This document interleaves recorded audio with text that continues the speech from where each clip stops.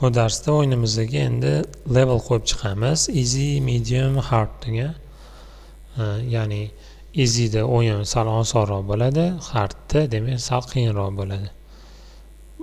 Bu qiyin osonligi nima bilan qilamiz desak, o'sha tezlik bilan qilsak bo'ladi. Ya'ni playni bosganimizda pastdan target obyektlar chiqadi-yu, osonida ular sekinroq chiqadi, qiyinida tez chiqadi. Shu bilan biz o'yinni o'rtacha, qiyin, oson levellarini yaratishimiz mumkin. Demak, uning uchun canvasda game over text yoqib turamiz. Shuni duplikat qilamiz. Bu title bo'ladi. Title text.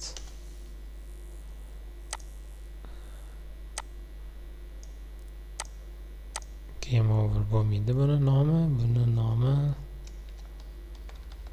clicky. Shunaqa nomlasak bo'ladi. 700 qilamiz. Game over o'chirib tursak ham bo'ladi endi. O'yinning nomi bo'ldi bu. Rangini biroz to'qroq qilsak ham bo'ladi. Okay. Va restart buttonni yaratamiz.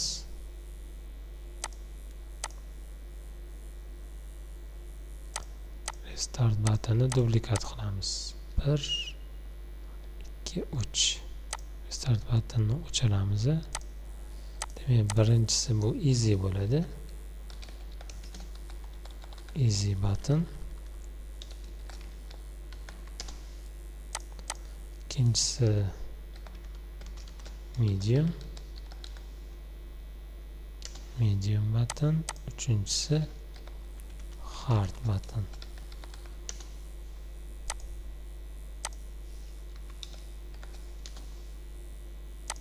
Easy ga easy deb o'zgartiramiz. Medium ga medium deb o'zgartiramiz. Hard ga hard deb o'zgartiramiz.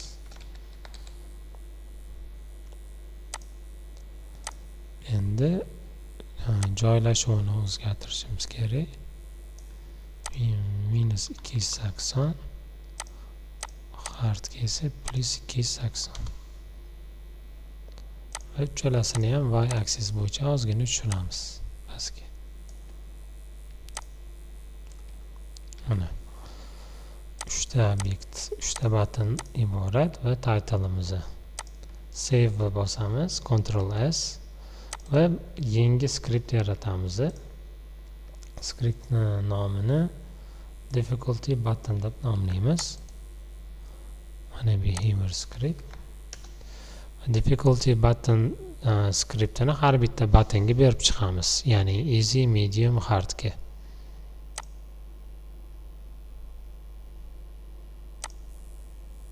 Cholasini belgilab olaman. Har biriga difficulty button skriptini beramiz. 2 marta bosamiz. Bu yerda kerakli bo'lgan namespace qo'shamiz. Using Unity engine.ui. UI obyektlardan reference olayotganda doim mana shu namespace ishlatiladi. Demak, private button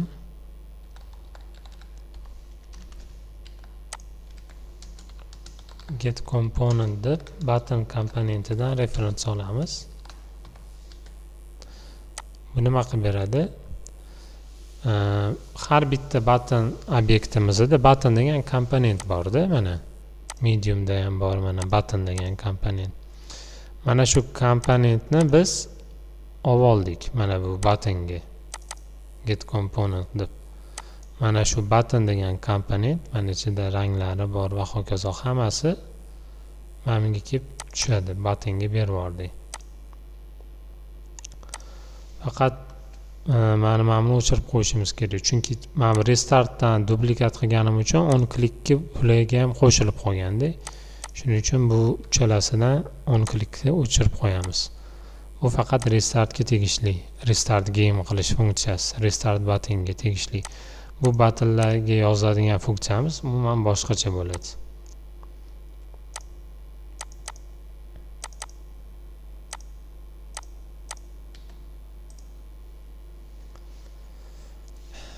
Endi nima qilamiz? Endi o'sha button bosilganda qanaqa funksiya ishlashi kerak, shu narsani yozamiz. Button dot on click dot add listener set difficulty deymiz.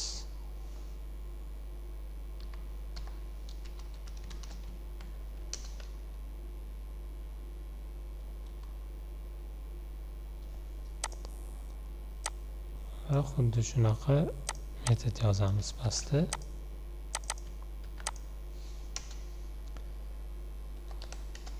Private void set difficulty debug.log GameObject.name clicked.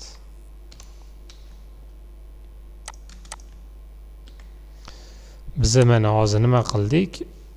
Mana shu button bosilganda mana bu metodni ishlasin degan narsani berdik. Buni restart metodida mana restart buttonida shuni manually qilganmiz-da. Shu narsani biz skript orqali qildik hozir. Restart buttonda nima bor edi? On click degan mana on click degan event bor edi. Shu bosilganda mana bu metod ishlasin deb biz manually qilganmiz. Shu narsani biz on click button bosilganda quyidagi metod ishlasin manually emas, skript orqali qildik shu narsani. Tekshirib ko'rsak bo'ladi. Playni bosamiz. Mana konsolga o'taman. Easy ni bossam mana easy button clicked. Medium bossam medium button clicked. Hard ni bossam hard button clicked. Demak, to'g'ri ishlayapti hammasi. Endi biz mana shu button bosilganda o'yin boshlanishi kerak va o'sha o'yinning leveli oson, qiyin, qaysi knopkani bosganligimizdan kelib chiqib bo'lishi kerak. Buning uchun yana ozgina o'zgartirish kiritishimiz kerak bo'ladi. Game Manager skriptini ochib olamiz. Game Manager botda yangi metod yaratamiz. Public void start game degan.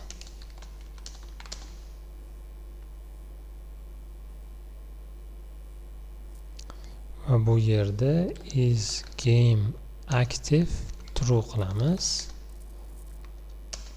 Score ni 0 qilamiz.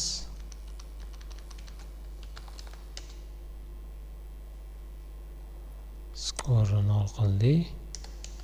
Start coroutine spawn targetni mantiga yozamiz.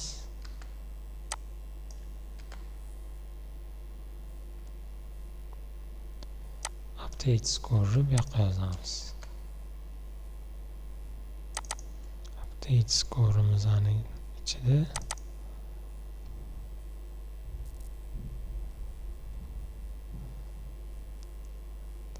endi start bizga kerak emas.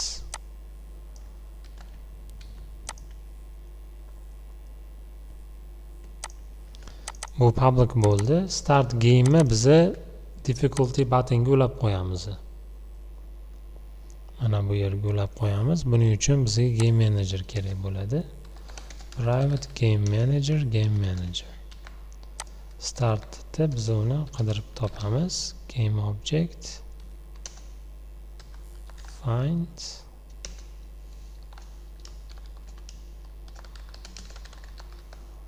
game manager dot get component o'chiramiz. Game manager start game.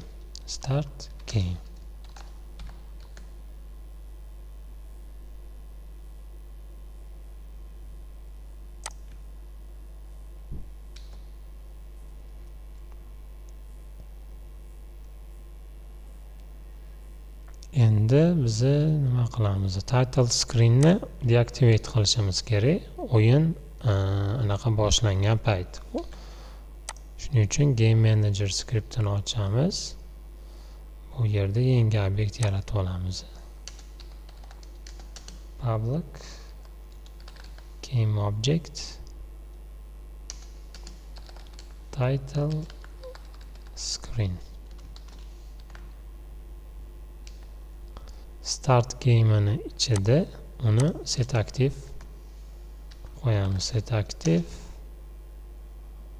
false qilamiz.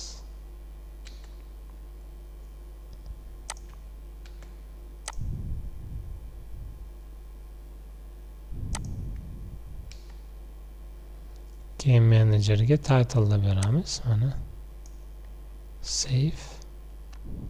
Bu ozgina xatolik bo'ldi. Bu title text emas, yangi obyekt yaratamiz. Buni bermaymiz, none. Chunki bizda o'sha o'yin boshlangandan nafaqat clicky mana bu title o'chish kerak, balkim 3 ta button ham o'chish kerak-da. 1 2 3 4 mana shu 4 ta obyekt o'chish kerak. Uning uchun 4 ta obyektni parentga berib yuboramiz, parent game objectga. Uni nomlaymiz.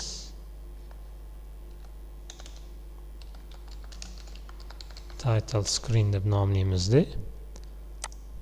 O'rtada turibdi. Mana shuni ichiga beramiz. 1 2 3 4. 4 ta obyektni title screenga beramiz. Mana. Endi Game Manager'ga title screenni beramiz. Shunda nima bo'ladi? Game Manager ochsa, o'yin boshlanganda title screen o'chadi, false. Mana title screenni o'chsa, uchalasi ham o'chdi. Nimaga? Chunki buning ichida ham text bor, mana ko'k yozuvli ham 3 ta button bor. Parent o'chsa, ichidagi hamma obyekt o'chadi. Save bosamiz. Endi play qilib ko'rsak bo'ladi.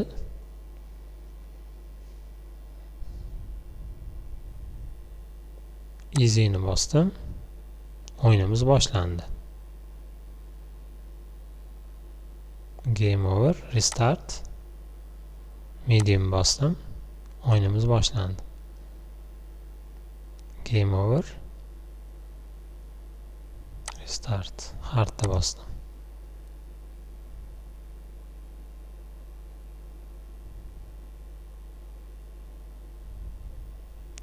Restart. Lekin easy, medium, hardta bossam ham o'yinimning tezligi o'zgarmayapti. Endi o'yin tezligini o'zgartirishni ko'rib chiqamiz. Shu title screenni sal tepaga chiqarsak ham bo'ladi. Juda pastga tushib ketibdi mana. Endi juda tepaga yo'q bo'lib ketdi. Menimcha norma. Endi nima qilamiz? Difficulty ni qo'yishimiz kerak bo'ladi. Uning uchun difficulty button skriptini ochamiz. Bu yerda public int difficulty. Bu har bitta button uchun alohida bo'ladi. Start game'da bizni o'zgartirishimiz kerak bo'ladi. Start game. Mana start game'da game manager botga int beramiz difficulty. Save qilamiz va mana bu difficulty ni botdan parametr qilib kiritib olamiz botga mana. Va bu yerda endi difficulty ni biz belgilashimiz kerak bo'ladi. Buni nima qilamiz? Spawn rate bor. Spawn rate ga difficulty qilamiz.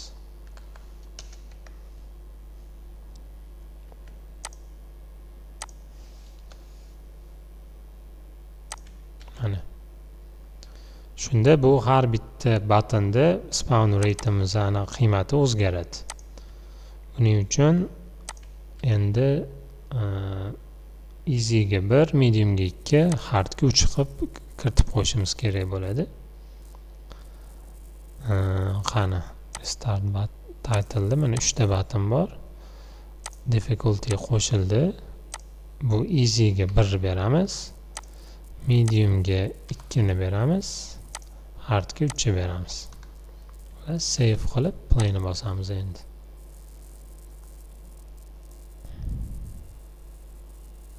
buni hardni bosadigan bo'lsak,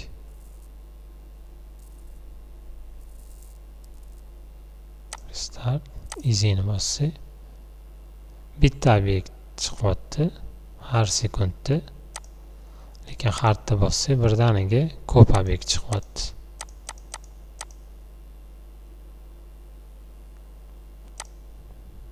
Mediumda ikkitadan obyekt chiqadi.